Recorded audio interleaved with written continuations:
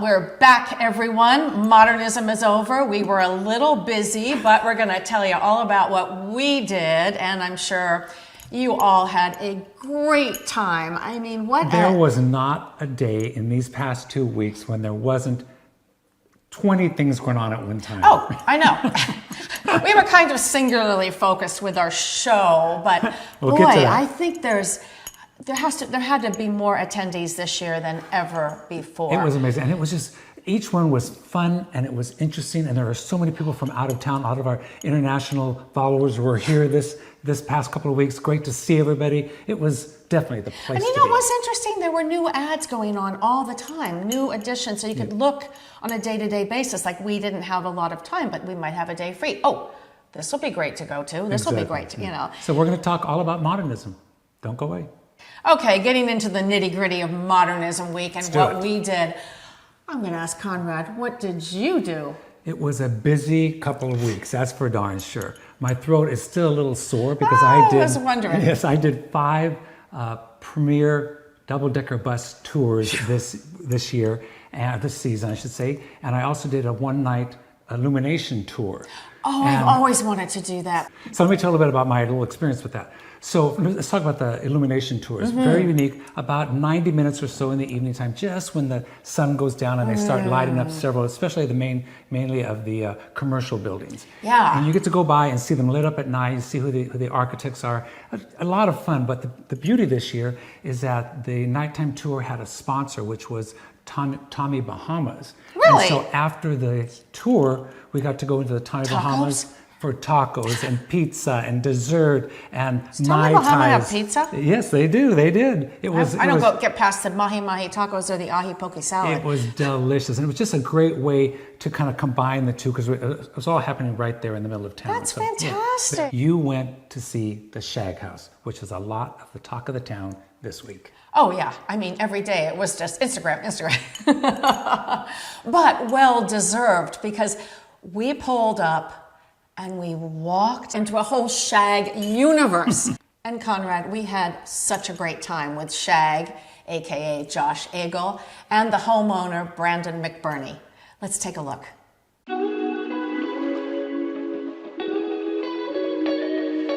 Well, we've seen an amusement park made out of art.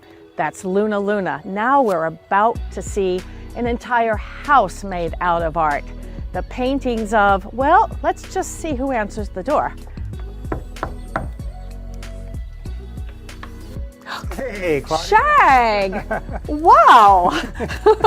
We meet again. Oh, we meet again. The Shag House, Modernism Week's featured home, and whoa, there is a lot going on here. So, Josh, we need to hear the whole story because this finally has opened. All right, come on in. Okay. Well, if you don't know me, I'm Brandon McBurney. I'm the owner of the Shag House.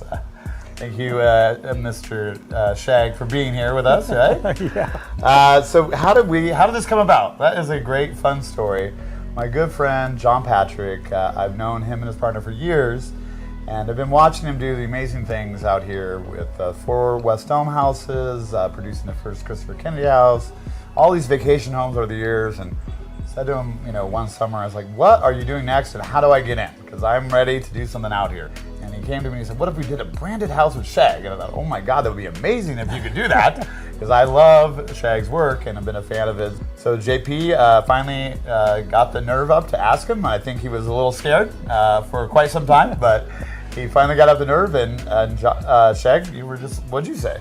I said, of course, it's something I'd been thinking about already. I've done my own homes, but never anything that was completely Shag, if you will. So this was just, I looked at it like a big giant art piece. It really turned out to be like a living piece of art. Yeah, and that's what I wanted. I wanted people to step into this environment that was something they had never seen before, but reminded them of being in a Shag painting. And it was conducive to those kind of scenes that I paint. So big parties, cocktails, past hors d'oeuvres, things like that. And this house is perfect for that. Morgan Janey helped us find the house. Definitely was a rescue. There are terracotta floors in here, country wood vibe. It needed a lot of help, huh? Yeah, if it had been a house that was all original, I wouldn't have wanted to touch it, But since it had undergone a few renovations and redecorations, I felt like we could treat it as a blank slate, so we could change whatever we wanted, because there was really very little original left in the house. Modernism Week has been so supportive through that whole process with us. Plus, it gave us access to these wonderful vendors who came in, who support Modernism Week. Ferguson, Jen Eyre, through them, Brizo, Willis, Don Edwards. I mean, we've got, the list goes on. And they were, all these vendors just came in, whatever he wanted to do, you could do it, right? And so they helped us out in a lot of ways. It was great to partner with such great brands and really to be able to showcase their brands in the house. I did renderings for every room in the house, actually. So I had a really strong vision of what I wanted things to look like, and the team was great. They went out of their way to make it look like what I had drawn. So if you look at the backyard, for example, I did a piece of art based on the backyard called the Mammoth Martini, which is a mural in the game room. I did that a year before the backyard was even landscaped. So they had to make it look like that. Yeah, you gave it to John Patrick and to his design team, and me also with the contractor, and figure out how we're going to do this. And we definitely had some challenges. And there were a few things I put my foot down on. I said they have to be this way. A round roof. Round roof on the exterior bar, yes, which is tricky. And the 10-foot green front doors, they had to be 10 feet tall. And there's a lot of competition for front doors in Palm Springs. So I wanted to make sure that these front doors made a statement and sort of screamed, "This is the Shag House." I think you accomplished that. The murals are printed vinyl graphics, so they're put on the wall like wallpaper. They were created by one of the Modernism Week sponsors, and they reflect the theme of each room that they're in. So I knew going into this project, I wanted each bedroom to have its own sort of character or its own overarching theme, and that's what those murals represent. There's a couple things I really wanted. One thing was having these good, big, giant eaves that we have out here in the backyard. I really wanted to, have that space and be protected. And then the daybed, the hanging daybed, was one of my big things. Brandon wanted good practical things too, like he wanted working bars, with refrigerators and ice makers, which I think makes great sense. And what people never see when they come to the party here, but there's a huge catering kitchen that's sort of backstage, with multiple sinks and warming trays and cooking stations. So all the food and drink for the parties can be prepared out of sight from the guests, which makes a party a little more magical. We want to do a lot of fun things at the house. We'll host events here. We already have done a couple of charity events, so we're going to do more charity work as well. Maybe occasional, wedding or here or there. I travel a lot for work, so I'm not here, so we'll be using the house for a variety of different things. Maybe some rentals here and there, but really I want to share this house. How can you not share this house? Yeah. This is what it was designed to share, a living piece of art. Yeah, the more eyeballs on the house, the better, because it is a piece of art, and art wants to be looked at. What we really wanted to create here was, rescuing this mid-century modern house, and it's like you're climbing into a life-size Shag painting. And I think we did that. I think we did. Josh, just to see your creation come to life, is this just the first of many? I hope so. Brandon. No, I hope so, yeah. I'd love to do more. Okay, well, thank you both so much. The Shag House.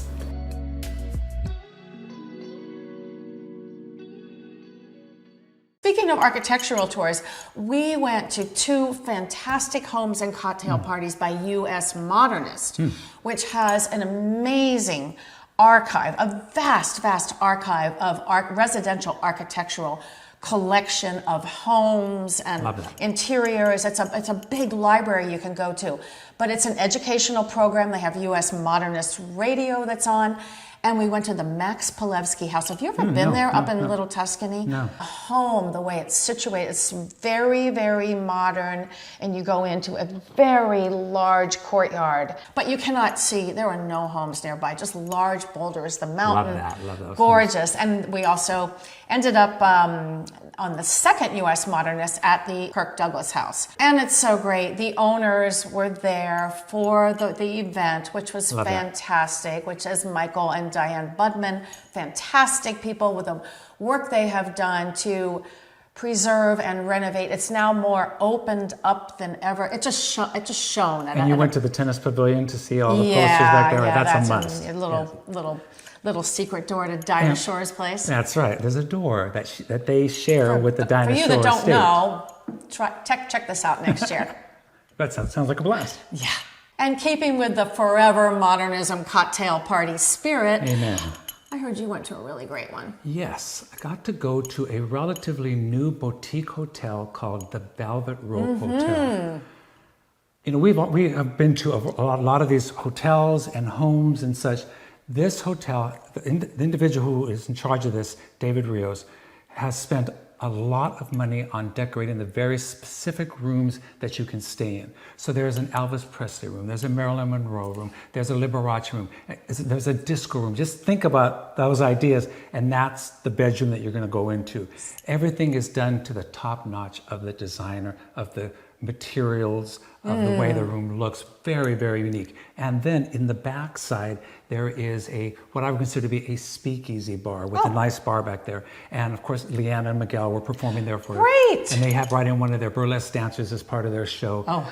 Just a beautiful space. I look forward, I'm going to talk to David soon about us going and doing a show there, because we need to have our viewers see that would be great. What opportunities are here in the desert. Now this is an architecturally significant building, yes, right? Herbert Burns design, yes. And great. And just a few rooms, am I right? There must be 8 or so. That's what I thought. Yeah, it's a very small, very... So beautifully done. A really unique space. We're going to go there. We'll do a show there soon. And another way of looking at homes, architecturally significant homes here in Palm Springs, is through the BEAM program, which is part of PS ModCom. And BEAM stands for Building Educational Architectural Models, which this year, they work with a number of public schools, a growing number, St. Teresa's being the hub of it, the start of it.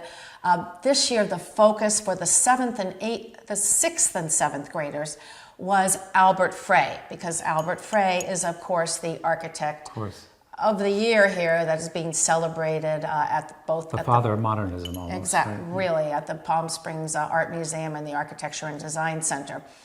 Anyway, the renditions that we saw, the buildings of the Illuminated house by one 6th grader. We're going to see some of these pictures, right? Yeah, the fire station. Perfect. Why don't we have a look? And the paintings that they did. The kids are just great. Well, hello. What is your name? Xavier. Xavier. Oh, you're 6th grade. Great. Okay. And I just panned in on what you modeled. Can you tell me a little bit about your creation? I chose the illuminated house because it's a shining house, and it reminds me of something I like to do at home with my favorite. This is very cool. You did an amazing job.